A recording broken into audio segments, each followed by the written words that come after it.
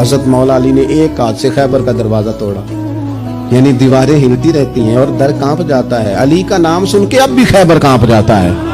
حضرت سیدنا علی المرتضیٰ رضی اللہ تعالیٰ عنہ نے خیبر فتح کیا. فتح خیبر کی خوشیاں منائی جا رہی تھیں. حضرت جعفر طیار بھی حبشہ سے ہجرت کر کے مدینے آ گئے. کہنے لگے وہی رہیں گے، غلام فریدہ ہوتے کی وسنا جی تیار نظر نہ آوے. مکے جا کے کیا کرنا ہے، مدینے چلتے ہیں جہاں حضور ہیں. یہاں آ گئے ہجرت کر کے. اب ذرا بات سننا کتنی مزیدار ہے.